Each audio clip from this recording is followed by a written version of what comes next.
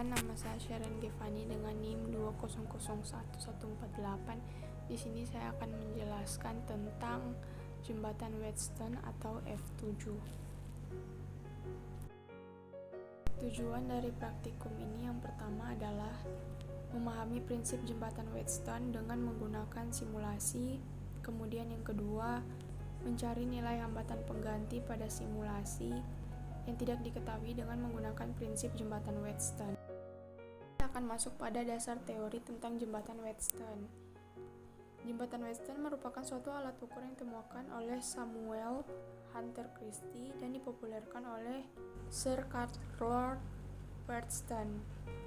Rangkaian pada jembatan Wheatstone itu dibentuk oleh 4 rangkaian hambatan yang membentuk segi 4 ABCD atau lebih. Konsep pada rangkaian jembatan Wheatstone digunakan untuk menentukan atau mengukur salah satu nilai hambatan yang tidak diketahui besarannya. Rumus rangkaian seri atau paralel tidak dapat berikut persamaan pada rumus untuk menentukan hambatan pengganti.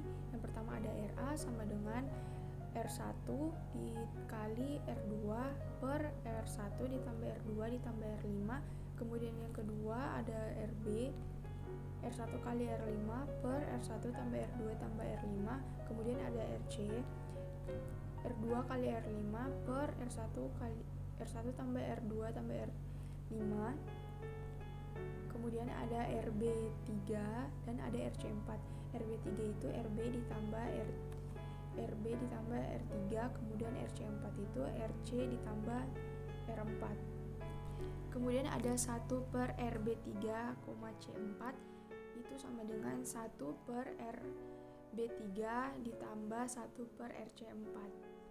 Kemudian untuk menghitung R totalnya itu sama dengan RA atau 1 per RA ditambah RB3 C4. Kemudian apabila rangkaian diberi tegangan, maka akan mendapatkan persamaan sebagai berikut, yaitu I sama dengan berikut prosedur kerja yang akan kita lakukan seperti yang tertera pada flowchart kali di sini. Yang pertama itu ada start, kemudian download terlebih dahulu Java untuk dapat mengakses pad. Kemudian klik link simulasi pada pad, kemudian buat rangkaian jembatan, kemudian masukkan tegangan yang telah ditentukan. Kemudian atur resistensi dan tegangan input baterai. Kemudian menghitung nilai hambatan pengganti dan arus yang mengalir. Kemudian catat data yang terbaca pada ampere meter. Kemudian selesai. Baiklah, di sini kita akan melihat ada konvensional. Kemudian di sini ada R1-nya 9,5 ohm. Kemudian R2-nya ada 80 ohm. Kemudian R3-nya ada 85 ohm. Kemudian R4-nya ada 70 ohm dan R5-nya ada 50 ohm. Dan di sini kita bisa melihat tegangannya kita berikan 1,0 volt dan ampernya itu 0,012 ampere. Kemudian kita coba dengan penambahan 3.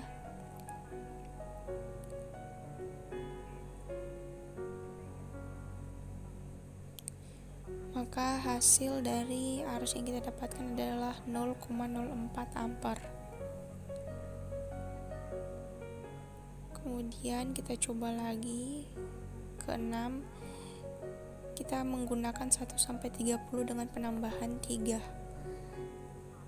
Kita coba ke 6 dan kita dapatkan adalah 0,07 ampere. Ini pada data 1. Baiklah, kita akan masuk pada video untuk pencarian data kedua, di mana di sini ada konvensional. Kemudian R1-nya sudah kita atur menjadi 20 ohm. Kemudian R2-nya ada 40 ohm. Kemudian R3-nya 50 ohm dan R4-nya ada 30 ohm dan R5-nya ada 25 ohm. Di sini dengan tegangannya 6,0 volt dan arusnya 0,18 ampere. Kita tambahkan dengan penambahan 3 menjadi 9. baik kita mendapatkan yaitu 0,27 ampere. Kemudian kita penambahan lagi 3 yaitu 12,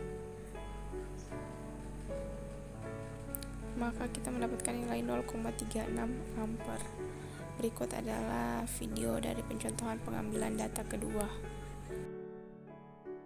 Baiklah, ini adalah data-data yang telah kita ambil dari kita dapatkan pada PET simulasi tadi, perbandingan antara tabel 1 pada data 1 dan tabel 2 pada data 2. Kita dapat melihat perbedaannya, semakin besar tegangannya maka arusnya juga akan semakin bertambah dan semakin besar juga.